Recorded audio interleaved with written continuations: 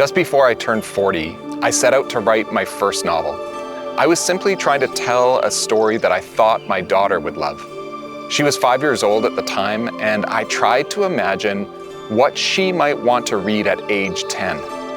Adventure, for sure, but also, what would bring her a moment of wonder? What might she still find delightful as she got older? Think of that moment when Dorothy first arrives in the land of Oz.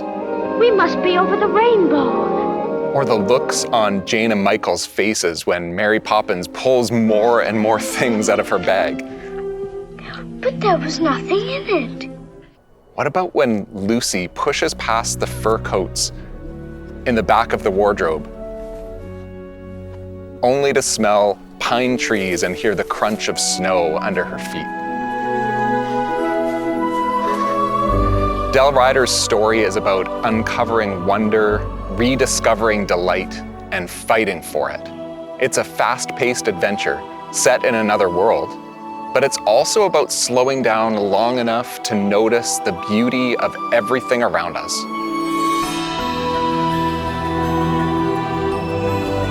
When I first published Del Ryder and the Crystal Seed in 2015, I was learning as I went. It was my first novel, and I was self-publishing. And what a journey. I'm so thankful to all the readers of the first 3 books in this series. And I'm thrilled that the 4th and final Del Ryder novel is coming out, Del Ryder and the Battle for Azdia. But there's more. Some really special stuff that illuminates the wonder and delight of this series. I remember when I first read The Hobbit and The Lord of the Rings, what captivated me almost as much as the story were the maps in the back of the book. And finally, we have maps of Azdia, the world of the Del Ryder series. Early on, I had worked on some short stories that were a prequel to the main series, and those stories have been put together with some extra material, and so The Adventures of Crimson and Hollow is now its own book.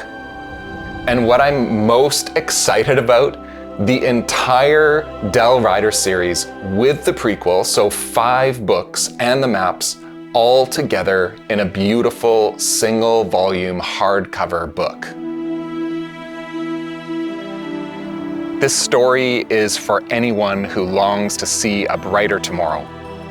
A group of friends fall in love with the beauty of a world that is not their own, with its glowing trees and mysterious shape-changing creatures.